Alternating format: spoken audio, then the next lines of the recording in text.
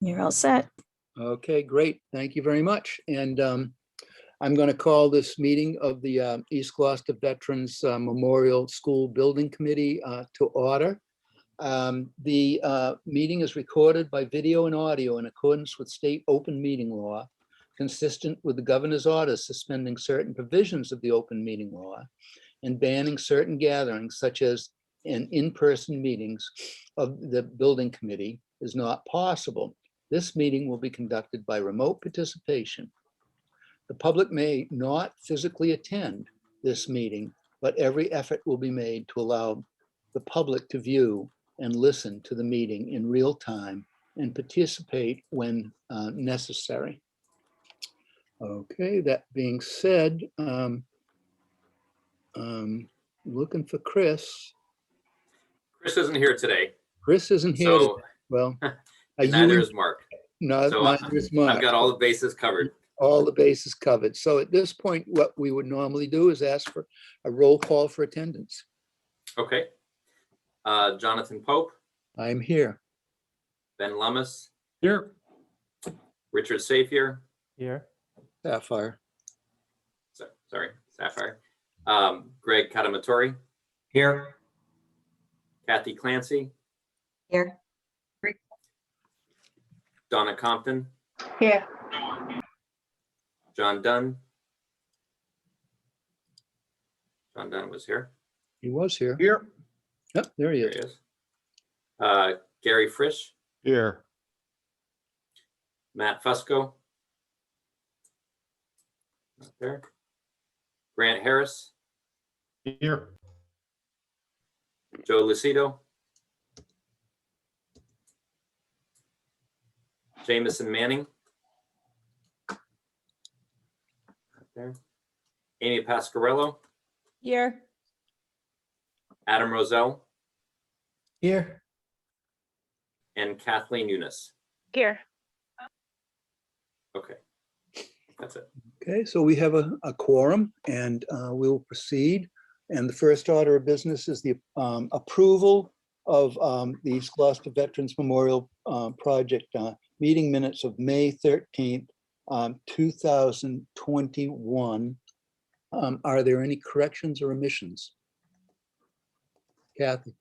Jonathan, I just want to point out that Ryan Marquise is still listed as kind of a non-attendee. And I believe the formal change of the building committee members was changed, so that should probably not be Yeah. indicated anymore. It was changed. I'm not sure it was changed before the beginning of that meeting. Okay, all right. So I don't know. We sent it in and it came back and we sent it in and that sort of thing. Mostly because I didn't send it in right or something. But it has been changed, but I think We'll make sure his name's removed. it has been removed.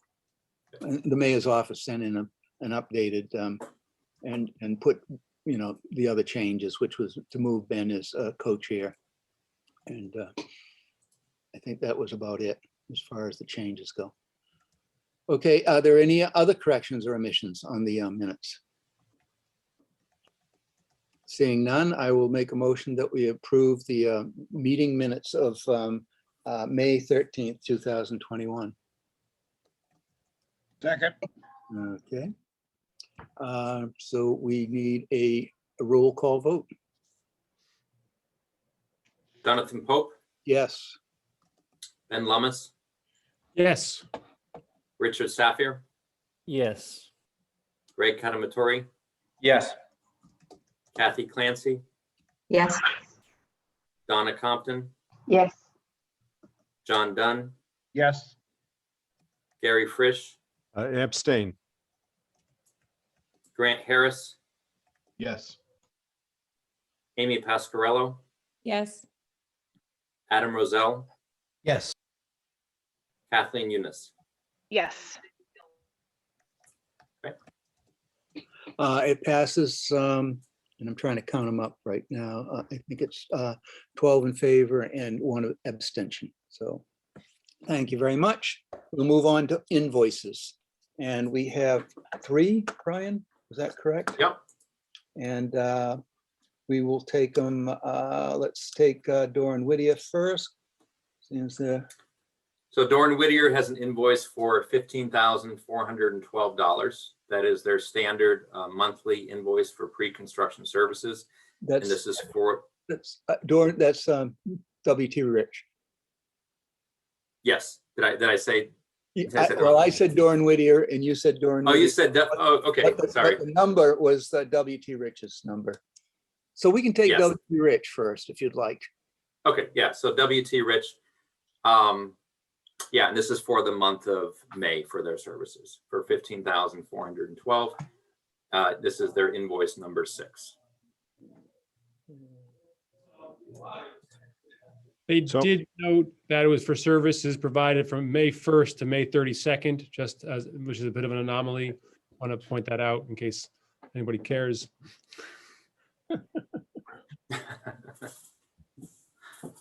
I think we got an extra day out of them, I think. Yeah. Okay, so I'll make a motion that we approve the WT Rich invoice dated June 7th, 2021. And it is, we have a number on here. It's number 202001-06. that sounds good.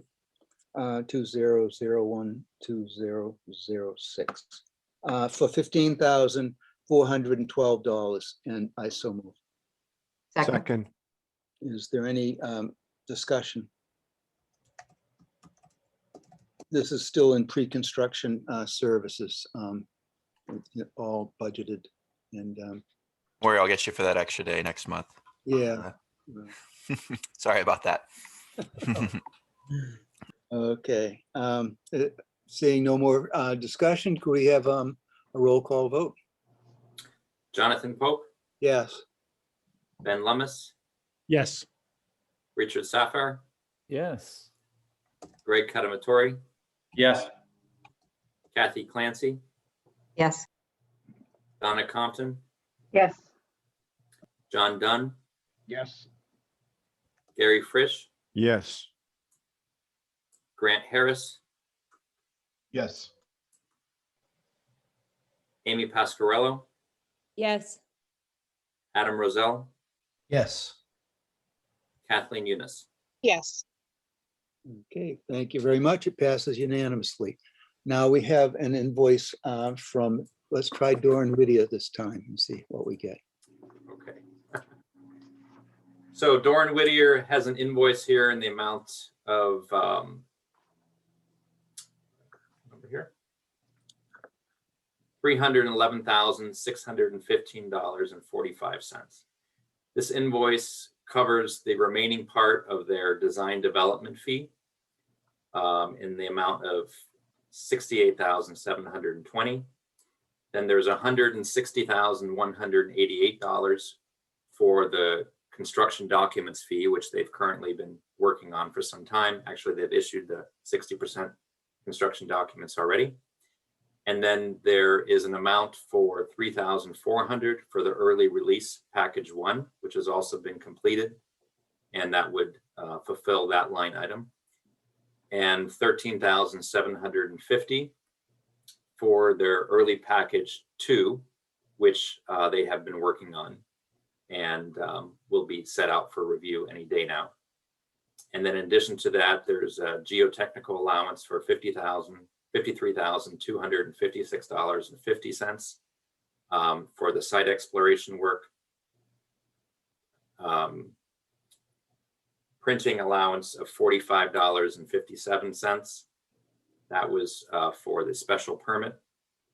Some printing that had to be done for that. $2,261.88 for the wetlands consultant, and $9,993.50 for permitting, which included the notice of intent.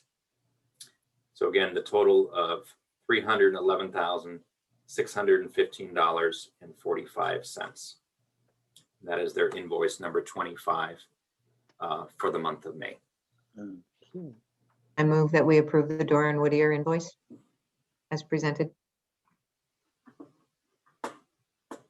Okay, somebody can say. Second. something. There we go. All right. Is there any discussion or questions? Okay, seeing none. We will call for a roll call vote.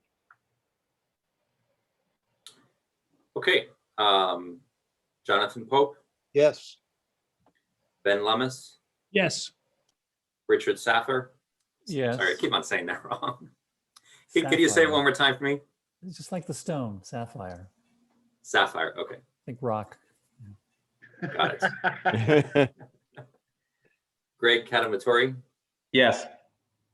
Kathy Clancy, Yes.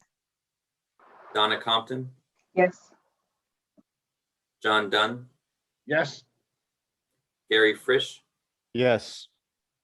Grant Harris, Yes. Amy Pasquarello, Yes. Adam Roselle, Yes. Kathleen Eunice. Yes. Okay. Again, thank you very much. It carries unanimously, and we'll move on to the CBRE Harry invoice. Okay, our invoice for this month is $53,639.86. Those are for the hours that were accrued based under our contract for the CD phase for the month of May. Mhm. And that invoice number is PJIN 0024481. Okay.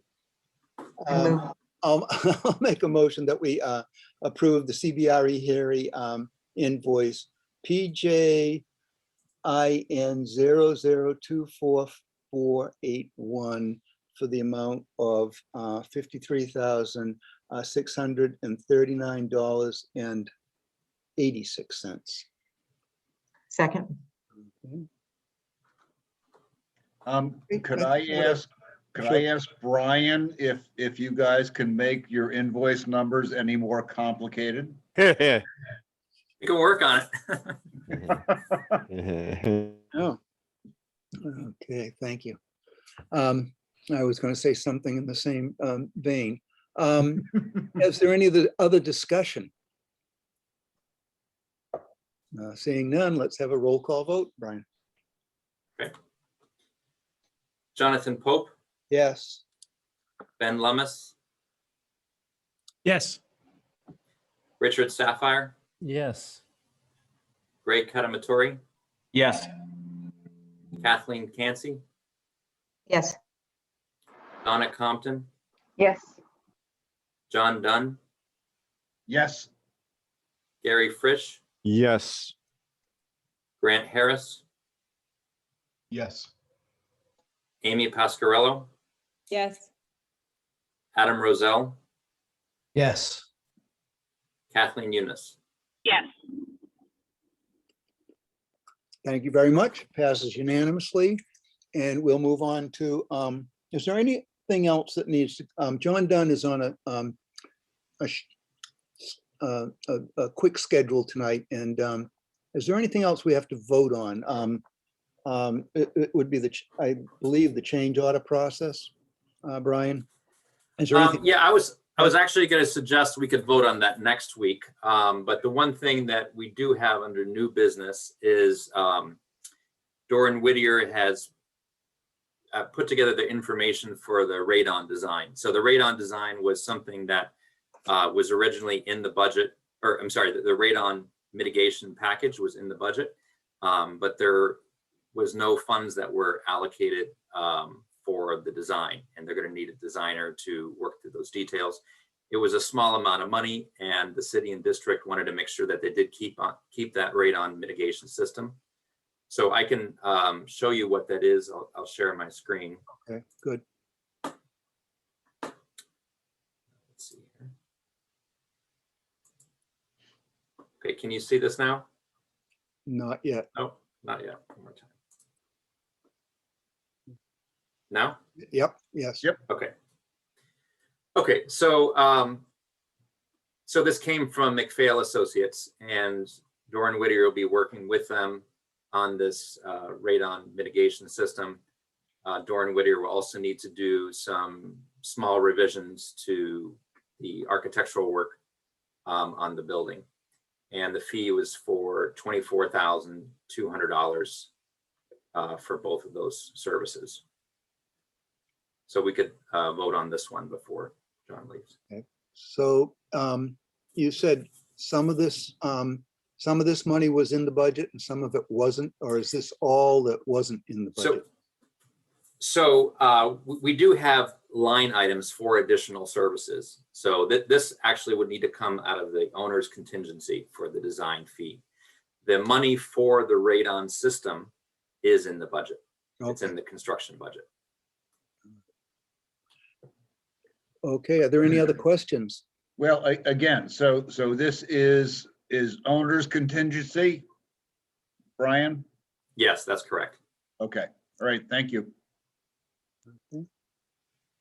I can't see everybody, so if you have a question, just speak up. I can stop sharing. Okay. Was this in the packet? This actually was not in the packet because we just got it. Okay. So if we want, we could vote No, on it next. No, we had this discussion. Yes. And about the importance of we live on top of a big chunk of granite, and that's where radon comes from. So it was pretty much determined that this was prudent to proceed with radon mitigation. So anyway. Jonathan, is this technically new business? Technically, yes. All right, I just want to make sure, and I, absolutely agree that we should bring it forward now, so that we go all raise our hands if we decide to raise our hands. Yeah. Okay. And I don't have the number in front of me. It was a total of $24,000, correct, Brian? 24,200. Yes. 24,200. Although it will be expended in. This is just to approve the encumbrance of that money, not the paying of it, right? Yes, that's correct. All right. So I'll make a motion that we authorize Doran Whittier to hire, what was the name of the company? Hill. McPhail engineers to design a radon mitigation system not to exceed $24,200. Second. Okay, is there any discussion? Okay, seeing none, roll call vote. Jonathan Pope, Yes. Ben Lummis, Yes. Richard Sapphire, Yes. Greg Katamatori, Yes. Kathleen Clancy, Yes. Donna Compton, Yes. John Dunn, Yes. Gary Frisch, Yes. Grant Harris, Yes. Amy Pasquarello, Yes. Adam Roselle, Yes. Kathleen Eunice. Yes. Okay, once again, it carries unanimously. Thank you very much. Do we need to vote on the change order process this evening, Brian? Is that what No. okay, all right. So there's nothing else we need to vote on because, as I said, Mr. Dunn has other business to attend to and may have to leave early. So I wanted to get all the votes out of the way first. So Great. that being said, let's just proceed with the OPM update. All right, Okay. well, I will just say thank you very much for making sure that I was able here to take votes, and I will see you next time. Okay. Thanks, John. Bye, John. Take care. Good luck. Okay, I'm going to share my screen here. So this was included in the package. So I'm going to go through our schedule update. Can you see the schedule here? Is my Yes. screen visible? Yes. Yes. Okay. Okay, great. So, yeah, so first, what's happening on the design end? The designers are working on the early release package number 2. As I said, that should be forthcoming any day for the complete package, although the design work has already been done and is included in the 60% CD submission, which was just issued last week. So right now, those design documents are being reviewed by our office, as well as the commissioning consultant and the construction manager. And as we go through those documents, we are looking carefully to see what possible cost saving measures there could be. We'll be doing a cost estimate a little later in this month, I guess towards the end of June. And we have had some concern about rising costs. And so we're trying to get a step ahead of that and to see if there are different approaches that we can take to help reduce the cost of the project in case the estimates come in higher than budgeted. So that's kind of on the design end. On the construction end, we have started preparing the RFQ. That is for the subcontractors. That's going to go out in our advertised under the central register. So we'll be putting that together. And under new business, we'll be looking for some volunteers for that, for a subcommittee on that, but we can cover that a little later. And then the construction manager is also has started work on the EP1 activities. Right now, they are going through the submittal process. The actual physical work will start in August 1st. So that's pretty much what's going on with the main schedule. Does anyone have any questions about that? No? Okay. Hey, once again, So I also wanted, yeah. I was just going to say, once again, I can't see you. So just please, if you do have a question, just speak up. Okay. So I also wanted to share what's happening at St. Anne's. So this schedule was also included in the package. So in St. Anne's, there's a lot of activity that's been going on. We've been making some good progress, but we're kind of at a crunch time where we're finalizing the last contracts, making sure we have all the parties on board. And we've started to see some schedules slipping, but we still are tracking to have everything done in time. But we're seeing a lot of contractors that are filling up their schedules and things are starting to get backlogged. So that's happened recently with a number of different contractors. One of them was with the technology work at the school. That work involves putting all new cabling in for the IT infrastructure.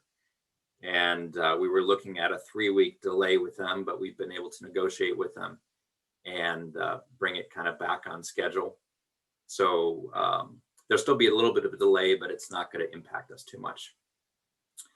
So yeah, as I mentioned, finalizing the contracts, W.T. Rich is getting the permit together to start their part of the work. The diocese has been working on all the building improvements for their new tenant, and they're pretty much complete. They've had a little bit of delay also with the mason, kind of for the same reasons. The DPW has started on the painting work, so we're excited to get that done. That's going to help make the space look a lot nicer. And we're still also working with the diocese to see if they can pick up some additional painting work.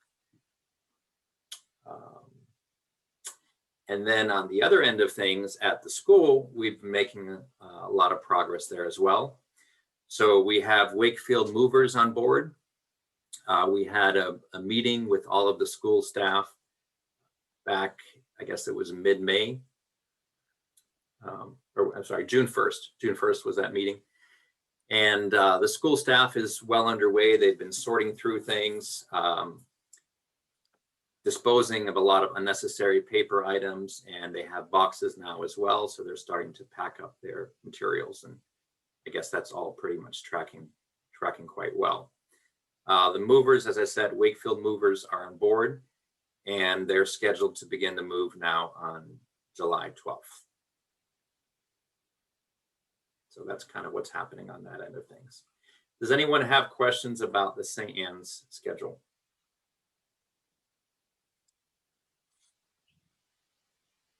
Nope. Okay. Excuse me, Brian, I don't have questions about Yes. St. Anne's, but I'd like to circle back to one of your earlier comments about your concern about rising costs. Could you just sort of describe whether it's construction materials or schedule delays, or where's the concern stemming from, please? The concern for the rising costs is for materials. There's a spike in materials in a number of different things, steel, aluminum. We've been receiving notices from different contractors, and also internally. We have our organization kind of stays on top of those things internally as well, so that we're on the forefront of what's happening. And we don't really know, what the future will hold. We're seeing, as I said, some spikes in certain materials. Also, the lag time for getting things ordered is an issue that could cause delays in the schedule, which would also then, be attributable to additional costs. So we have talked to W.T. Rich about these things and about these concerns that we have. And W.T. Rich is working on coming up with some strategies on how we can mitigate those challenges. I've also heard that they might be short-lived, but no one really knows, I guess, what the future holds. And the backlog of things has to do, I think, with a lot of the shutdowns that happened during COVID. And now that things are ramping up and there's lots of work that's taking place, there's a shortage of labor and a shortage of materials, and that's what's causing those spikes. Thanks. Yeah, I just know a year and a half ago, a common 2x4 8-footer was maybe $3.50, and now you have to buy it for $8. So on a grand scale, I can only imagine. So, and Brian, if you can elaborate just on the, we have contingencies, and there's also value engineering. So there's, there are mechanisms built into both the budgeting and the process to, account for these, because they're always expected, or they're planned for, I should say. Yes. Yeah, that's absolutely right, Ben.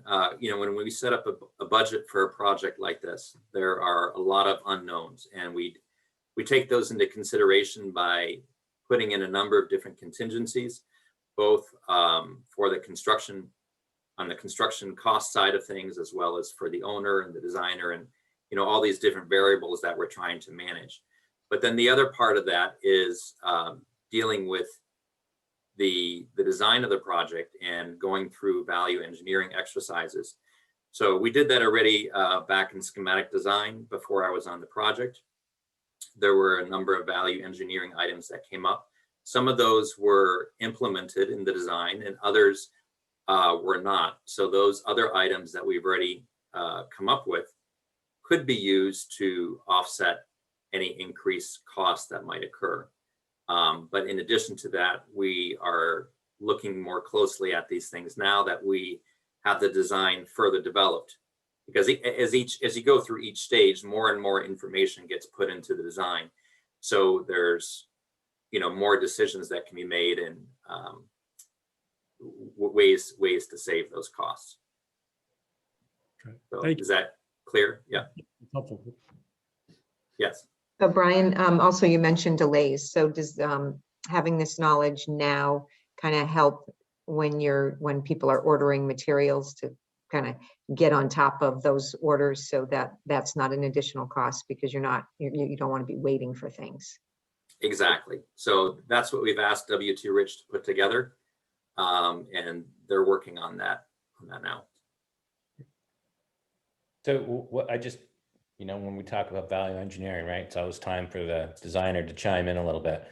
one thing here, right, that it's going to be a pretty critical milestone that we've got coming up here with the 60%, because all of the forces that we're seeing that are being driven by market. So we're not changing the building. We really haven't changed the building. Everything has been pretty much standard, you know, in terms of the design evolution of this, but it is expensive out there right now. And so we're going to have to look really hard, see where we end up. You know, we're trying to anticipate those things, but we'll find out where we are at the 60% reconciliation. And then to the extent that we do need to look at, you know, some type of VE, we're going to have to do that. And we're going to have to make those decisions, right, quickly, because we don't have a lot of time, right? And depending upon what those VE decisions may be, right, we're going to have to go back, and that's going to require a certain amount of retooling of all of the design documents in order to implement those. So as the 60%, you know, estimate reconciliation comes up, you know, glass half full, right? Everything comes in and it's all good. But if it doesn't, you know, the project team is going to come through, develop that list, and then we're going to be coming in front of this group, and we're going to have to, if we do have to make value engineering decisions, and they're never easy, I can tell you that right now, they're never easy.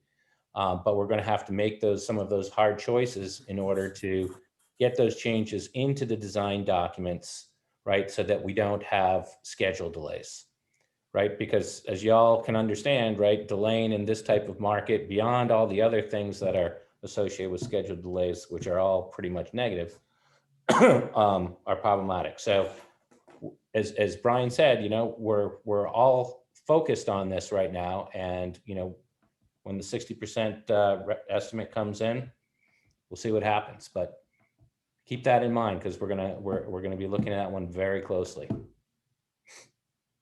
Yeah. So I mean, so far we're still in good shape. You know, we haven't gotten there, but we are looking down the road and saying that is something that we might need to deal with, and we want to make sure we're prepared to address it accordingly. So, and you said the estimate reconciliation is going to happen sometime in the beginning of July. Is that? No, in June. In June. I think it's June. maybe June 24th or something. Okay, It's so the 28th right now is what it's scheduled for. 28th. Okay. Okay. At So this point, no reason to light my hair on fire and go running out the building and saying that we're over budget or we're delayed. None of that. We're preparing. We have planned for this sort of contingency. So, right, no reason for anyone to light their hair on fire. No, Right? nope. Okay, great. Very good news. Yeah, Right, I and would just another say- thing I guess I would add with the contingency is that, you know, we carry a contingency that automatically gets smaller as we get closer and closer to the end of design. So, and you know, very early on in design, there are still so many different variables and costs that could come up that we need to have a large contingency. But as the design gets flushed out, we don't need to carry such a large contingency. So there's automatically money that can roll over from that if needed to cover some additional costs. Great. All right. Thank you. thank you. Any other questions? Brian, I just wanted to thank you for that explanation on how a contingency should ideally operate. You know, that you have a pot of money that's larger to begin with because you know there are variables that need to be accommodated along the way. And so if those variables don't happen or don't get used, you end up with a large contingency at the end. But generally, you actually end up closer to using a lot of it, right? That's a typical project. Yeah, it's intended for that. Yeah. I mean, no one knows what the future is with anything. And when you're designing a project, you have some ideas of where things are going to go, but it just gets worked out, you know, throughout the process. So you have to allow for those. And that's why we came close to $1 million under on West Parish. It wasn't because things cost less. It's because they didn't cost more. And the money that was left over was the contingencies that we didn't spend. Any other questions?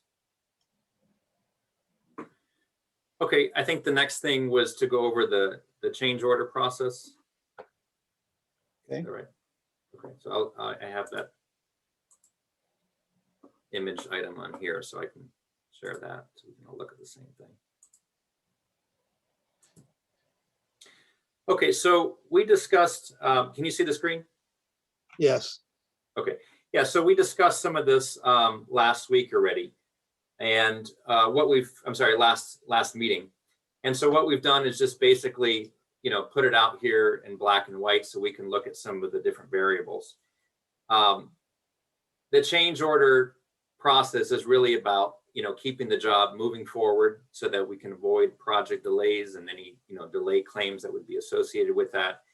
And then making sure that we have the right input from the construction manager, from the designer, and then also from the owner's team, so that the proper decisions can be made on these things in an expedited way and avoid any delays. And of course, those decisions need to be made within the available funds, and also in light of all the things that are happening on the project. So sometimes you'll need to create an allowance for something more in one area because and there's another area that you can buckle down on and save some money in that area. So these things have to, I guess, be balanced, is what I'm trying to say. And the change orders themselves are really part of a whole larger process, which is the whole change process on a project. And that includes the RFIs. So those are the requests for information that will come from the contractor directed to the architect, clarifying different aspects of the contract. It would also include the architect's supplemental instructions, or ASIs. So those are pieces of information that the architect will produce that either indicates some small change to the contract documents or just adds additional level of clarification. It includes proposal requests, which could come from the owner, or usually from the owner, sometimes also from the architect, where there's an understanding that this would be most likely an increased cost or maybe an increased time. And so they're looking for proposals from the contractor to get that work done. And then, of course, the change orders themselves, first as proposed change orders and becoming an official change order, or a change directive where maybe there isn't an agreement necessarily on the cost, but everyone does agree that the work needs to be done. And so a direction is given to move forward with that, with the understanding that the costs will be worked out in the process. So in the past, in the past meeting, we talked about, the OPM having the authority to make these decisions on the change orders. We talked about having a subcommittee, and then of course the school building committee. And I guess what we're suggesting is to kind of break these things up into different cost parameters. So the idea essentially being that the daily things that are happening on the job and the smaller changes could be handled by the OPM team. So the OPM is going to be on site every single day and having meetings at least weekly. So can, make decisions very quickly and knows the implications of those decisions. And on the OPM team, we do have 3 people. There's Dennis, Mark, and myself. So, that helps to balance things out. And then, of course, those decisions are also made in collaboration with the architect and the construction manager. So handling change orders up to 50,000 for that group. And then for any change orders that would come up that would be over that amount, we could have a subcommittee. And what I would suggest there is that we have 3 people, ideally someone from the Department of Public Works, someone from the school system, and someone from the city. And what I would envision is that for that subcommittee, that there could be meetings maybe twice a month, where we would go over all of these change processes that are underway. So the RFIs, ASIs, change orders, all of those things, so that they would be, not as in tune as, you know, the OPM who's there on a daily basis, but they would have a little more insight than the entire school building committee about what's going on. It would be great if someone from that team could even come to some of the weekly meetings from time to time. I think that would be helpful because, you know, if you're trying to make a decision on these change orders, you really need to know the background to what's happened, because these things develop over time. There are usually many factors that come into play. And in order to make a good decision, you need to be informed of those things. So it's helpful to be more involved. So for that subcommittee, maybe setting the amounts from 50 to 100,000, and then if it's over 100,000, then that would go before the entire school building committee. So we would have, you know, from the owner side, there would be 3 people for under 50,000. Those would be the OPM representatives. And then for the subcommittee, we would then have 6, because we would have the OPM as well as the members of the subcommittee. And then if it's over 100,000, we would have, you know, however many people are available at that meeting. So I guess that's kind of what we think would be a good fit for this project. And we can talk about that, or I can answer questions about it. And then it would be good if we can have a vote on that by the next meeting, so that we're set up to move forward with this once construction begins. Brian, could you just talk about the kinds of things that come up and that require change orders?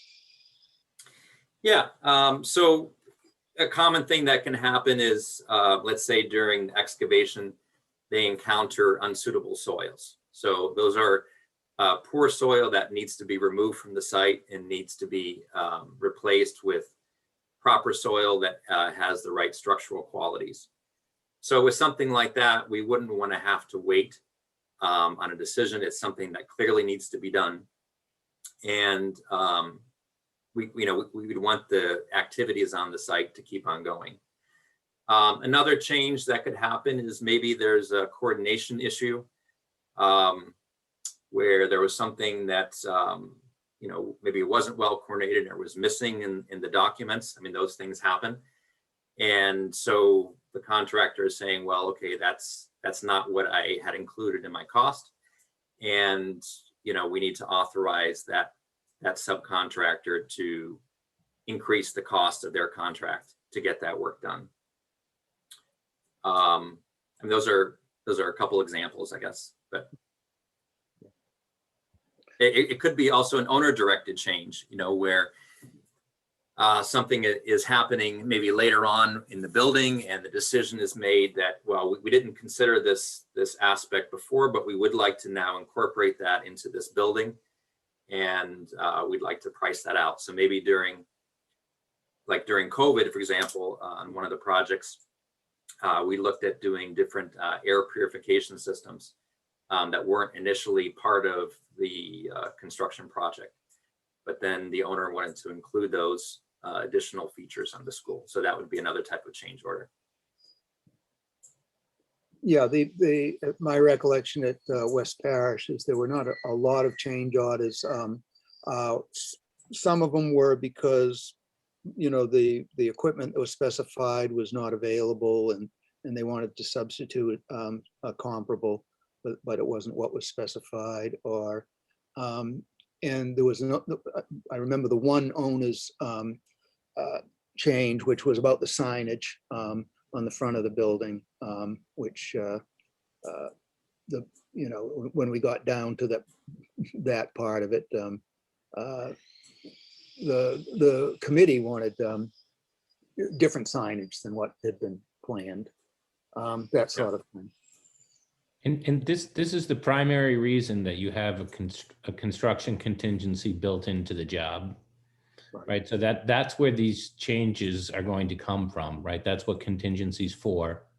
So, I forget exactly, but I think we have, 5 or 6%, that's built into the job now that we would go and, as change orders come through, that's where they would come out of. We'll be trying to anticipate most of these types of things when we go and sign up to the GMP. So there'll be, allowances that will be built into the GMP for some of these things. But again, this is what contingency is set up for. Exactly. Brad, So- what does GNP stand for? Guaranteed maximum price contract. So that's the actual value that will be established, right? Once all the bids come in and WT Rich gets to a point that they're comfortable in agreeing to that price based on where they are in their buyout. Thanks. I have a question. So are these thresholds that you have presented common? Is that on a project our size? Is that usually the way these projects handle the change orders? They are common, but it's not on every project. On some projects, there is no subcommittee. The OPM handles all of them. So, but it seems like for this project, the way things have been run, this seems to be kind of an appropriate path. If memory serves, this looks like a very similar configuration to what we did with the West Parish project with the same number ranges and the like. And aside from former school committee member Tony Gross concern about the signs and such, there were very, very few changes that went beyond the OPM level, if I remember correctly. Yeah, I remember it not being a common thing to be discussing. My second question is, when you handle the under 50,000, is there reporting that happens at our next, do we get reported every month Yes. on those? Yes, so all the information would roll up. So at the school building committee meeting, you would be updated on, the status of the RFIs, how many are coming through, how many have been handled. I mean, you're not going to go into all the detail, but, on a summary level, yes, you would know all that information. Great. Okay. So we're not voting on this tonight, but so if anybody comes up with questions about this, so before the next meeting, then just pass them on and we'll be prepared to answer them. Like I say, in new construction, the change orders are far, far, far fewer than in any kind of renovation or modification of an existing building. Yeah, the more you can get a handle on all the information, the less there's left open for change orders. So, but they do happen. So. Okay, anything else? Any other questions before we move on? Seeing none, Ryan? It's designer update. Hello. Can you hear me okay? Yes, we can. Yep.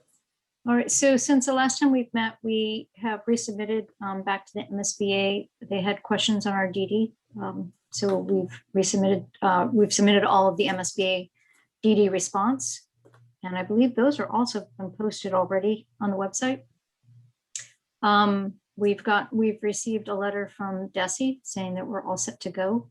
They've approved our special education program and with no changes or requirements to that. As Brian has noted, we are in the process of doing a 60% construction document set. So we just recently have released that 60% out for cost estimating to PMNC, WT Rich, and to CBRE for cost estimates, and we'll be reviewing and reconciliation at the end of the month. And our target date to release those 60% to the MSBA is the first week of July, 7/7, I believe is our date. And there's also early release packages. And so we're currently working on what we're calling early release package 2, ERP2. And that has also been released for review as part of the 60% cost estimating. And that package itself will is being issued later the end of July. So we're moving along on schedule right now. Just trying to keep pace with the schedule that we have. I think that's it. We'll be showing some updates to the design, probably at our next meeting.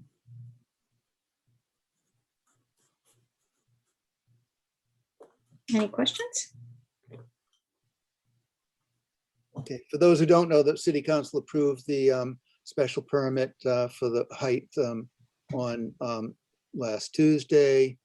And I believe we appear before the Conservation Commission next Wednesday, Michelle? Is that It correct? is the 16th, yes. Oh, okay.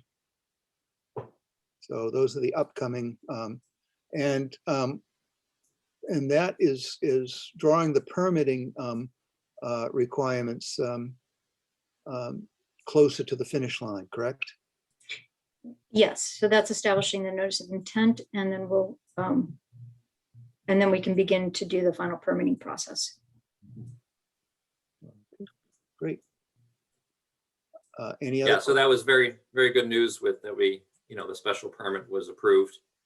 I think the counselors did a nice job of reviewing the project and going over the impacts, mostly positive, but there's always a few negative things here and there, but taking all that into consideration and reaching the conclusion that this was really a great project for the city. So it was nice to hear that.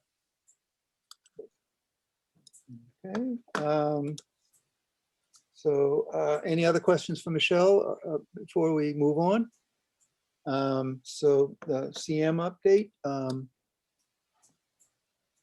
Ryan? Sure.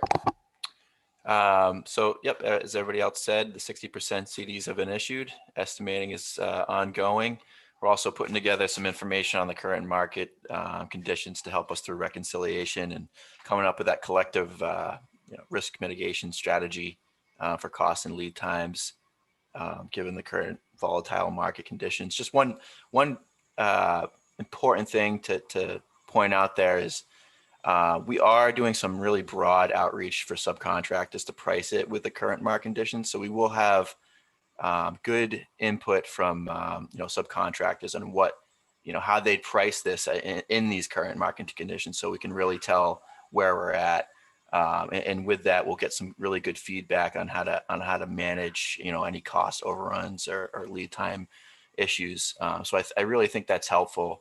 Kind of on a case-by-case basis, whether it's working with the steel contractors or, mill workers or whoever, they come up with a lot of, creative ways to get around these issues. So, really getting them involved is going to be really helpful at this point. So we'll report back, and we're working with the team here to come up with a great strategy on how to move forward. But also, so our design review is underway. CBRE set up a nice collaborative Bluebeam session for us to review. We have several team members working on that and outside consultants. We're also providing comments on EP2, which is for the full site work, ground improvements, concrete, steel, structural steel, and glulam. Again, that package goes out to bid July 30th, and then we'll have that bought out in September and presented here. I think it's the second week of September, and that works for the mobilization. They mobilize in the first week of October. EP1, that work is approved, procured. Contracts have been issued, and we're currently in the submittal process. Permitting is ongoing. All our utility work orders are in place, so we're ready for that mobilization on August 2nd. We're keeping our pulse on everything and permitting and everything that's going on, just to properly plan and look ahead. And the only other thing I think is SADANs. Got about a two to three week work schedule that we're targeting for the third week of June here. So that's right in line with Brian's schedule. So no issues there. And we're working with them. I think we have the weekly meetings. I'm going to join that at 9:30 tomorrow, just to make sure we're up to speed with the scope that we're responsible for, and we're making sure we're ready for that school year. I think that's about the highlights. Any questions? Any questions? Okay, well, thank you, Brian. Seeing none, we'll move on to communications. Ben. Hi there, folks. Brian, can you give me sharing privileges? Just want to show folks. So, I don't know if I can do that. okay. Oh, Maria, you're here. Can you give me sharing privileges? Yes, I can. So just to give folks a quick update on, just to show you, to point out that, so we're keeping our crack communications team is keeping the website nice and updated. So we have the updates from last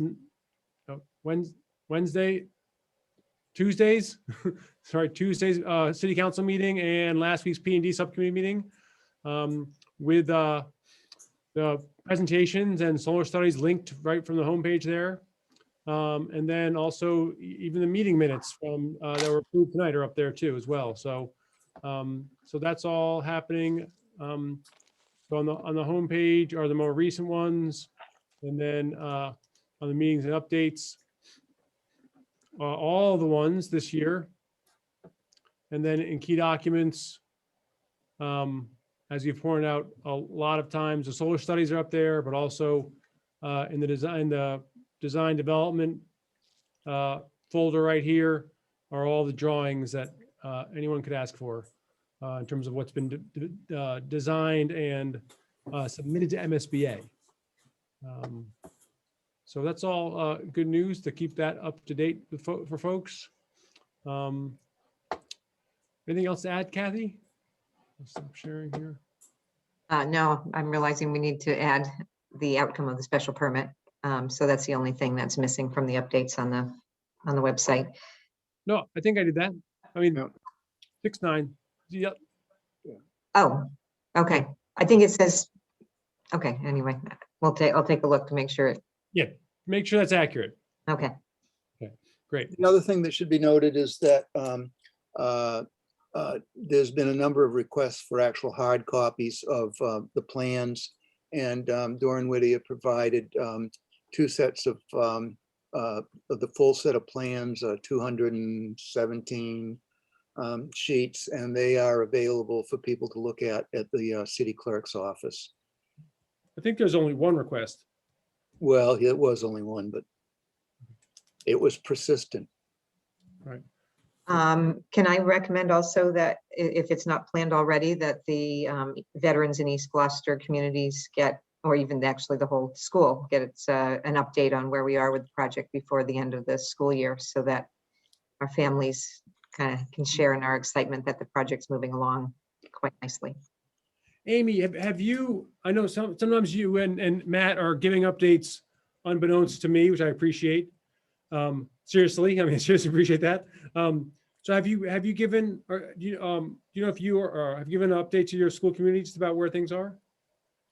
We've given updates throughout the year. I have not given one in the spring. We haven't had a lot of opportunities with parents coming in, so it's a good time to do that. I think the last one would be the neighborhood meeting in for veterans. That would be the. Okay, all right. Yeah, if you could get an email update and I'll follow up with Matt on it, that'd be great. Thank Absolutely. you. That's a good idea, Kathy. Thank you. And is there any way of knowing how many people are visiting the website?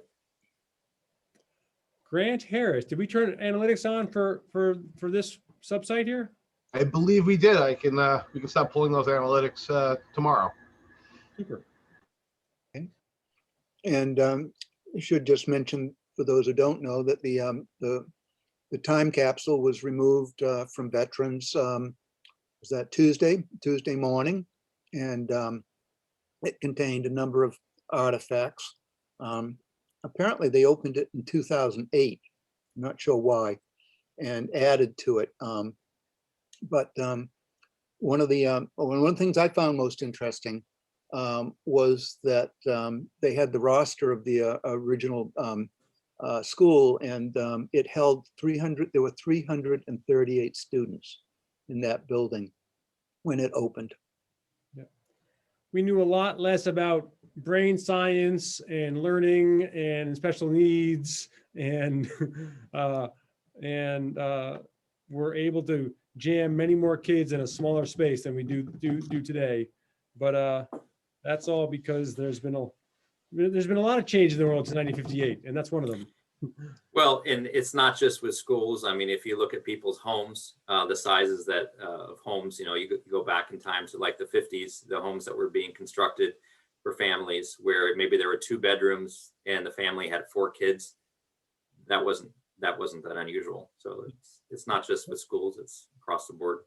Very true, very true. One of the things so they opened up the time capsule in 2008 because that was 50 years from when the schools opened. The schools actually opened in January 1958. I learned this from the newspaper that was in the time capsule, okay? And so they opened up at 50 years and then added some things in from that time and then kept the original time capsule there as well.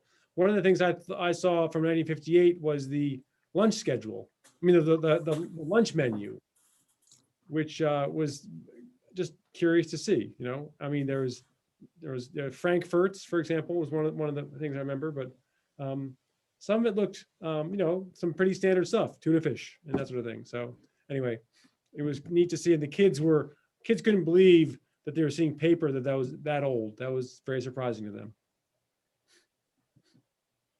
And neither Matt nor I got hurt lifting out the granite block. Although it was close. It was close. Okay. Is there any other new business that we need to take up? Yes, I have one item. Okay. So as I mentioned earlier, we're putting together the request for qualifications for the subcontractors to begin on the early work for the job, right? Actually, for the later work as well. And we'll have to be reviewing those qualifications once they come back, and we need to set up a subcommittee with 2 members for that. So it's usually good to have someone from purchasing to review those, and then another member as well, maybe someone with building background. It doesn't have to be, I guess it could be open to anything. But we would need 2 members to be on that subcommittee. And basically what would happen on that committee is that we would get the responses back with the proposals, you know, with the qualifications, I'm sorry, from all these subcontractors. And then we would go through those. We have kind of a vetting sheet where points are assigned based on different criteria that the contractor meets or doesn't meet. So those would be divided up among the staff. The designer, the construction manager, and the OPM would take kind of the bulk of those, but some of those would also be done by the owners. So it would be basically going through the qualifications of that contractor, scoring them accordingly, and then we would all get together to review them and finalize the scoring to determine which subcontractors are the preferred ones. Okay, do you need that? When do you need that by, Brian? Well, we're getting the RFQ out. 5 minutes. I mean, it would be great if we could have 2 volunteers at this meeting. Okay. Well, because of the qualifications stated, I guess there's. I was going to All say, right, Donna. not a whole lot of people that that would qualify. As far as construction background, I don't. Adam is in that qualification. Yep. Yeah, I've got some qualifications there. Yeah, would you be interested in reviewing the qualifications of subcontractors? Sure, that'd be fine. All right, there you have Excellent. Lots of Thank support. you. Thank you, both of you. Okay. Any other new business? I just want to, I was talking a little bit about this before we started the meeting. The school committee is going to go back to in-person meetings on at our next meeting. The only people that'll be in the room would be this actual school committee and any of the presenters. And we have a system set up so that it could be broadcast to the public, but it's a little different. We we don't get public input at our meetings. So it's just having the ability to Zoom, have a Zoom link of our meeting. But it's my hope that we can get back to in-person meetings as soon as possible now that it's legal and we can do that. So I want everybody to think about that. And the school committee is going to be meeting using the library at the high school, which is air conditioned. I know that perhaps it's more work. We're very used to just sitting in our office and turning on the computer as opposed to getting in the car and driving somewhere and, you know, climbing a couple flights of stairs, et cetera. But I think there's some value in actually looking at each other face to face as we have these discussions. I'm not going to propose that we do anything, but I want everybody to think about how we might manage that. So thank you. Jonathan, quick question. That all sounds so prehistoric, but the question I have is, how will you accommodate oral communications? Well, at the high school, we have set up, and we've done this with a combination of Zoom and in person. And we've conducted negotiations with the GTA, where the negotiating team is sitting in the library. We have a TV screen in front of us, which is linked to Zoom, and we see the screen just like you're looking at the screen now of the other all the participants on the other side. What they see is one thing, this, you know, the size of one of these with all of us in it, sort of. So their view of us is not great because of the camera capacity that you know, a computer has for a large room. It's great when you're sitting 3 feet away from it, but it's not that great when you're looking at a room. So, but as far as communication goes, it works fine. But I would just like to say that ultimately, you know, we don't take oral communications at these meetings. So we don't actually have to interact with the public. We do have to make it available for them to see and et cetera. But so if somebody couldn't make it for some reason, they could Zoom in and you know, and participate. If you know, so that's a capacity that we have.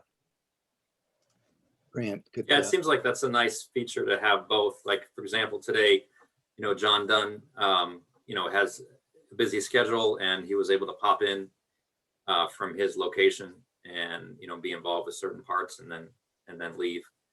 You know, so sometimes it can include more people that way than if you only have to be there in person. And so that's, I'm just saying that's the direction that the school committee is heading in. Although we only have one more meeting in June, and then we are taking all of July off.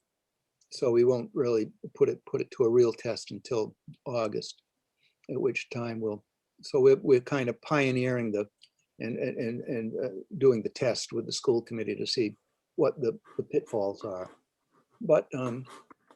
But there are advantages, I believe, in sitting and looking at each other face to face. And Brad, the rum line opened last night, so there's that too. That was a good feature. Okay. Speaking of taking time off, I just wanted to remind everyone that our next meeting will be on June 30th, a little earlier than the typical July meeting. Because we had made that change, I think, at our previous school building committee meeting. And that was to accommodate both the 4th of July when a lot of people are gone, as well as our MSBA submission. Right. Okay. Anything else? So just to be clear, so that's a voting night. So it would be great if in advance we would know that everybody, or that we would have a quorum in advance of that meeting. Well, we've had good turnout. I mean, yes. because we get to do it on the computer. Right. Well, I'm not talking about changing it for the next meeting. Okay. I'm just asking people to think about what they think about doing it is. The governor has extended the ability to have public meetings by Zoom, I think, throughout the whole next year. So it's not that we have to, it's just that we could. Okay. Anything else before we adjourn? Do we have a motion to adjourn? So moved. Second, Second, Okay. Ryan, we could have a roll call vote. Good. Jonathan Pope, Yes. Ben Lummis, yes. Richard Sapphire, Yes. Greg Katamatori, Yes. Kathy Clancy, Yes. Donna Compton, Yes. John Dunn left, Gary Frisch, Yes. Grant Harris, yes. Amy Pasquarello, Yes. Adam Roselle, Yes. Kathleen Eunice. Yes. Okay, thank you very much. The meeting is adjourned. We'll see you all in a couple of weeks. Thank you very much. Night, Thank you. everyone. Have a nice evening. Good night. Good Night.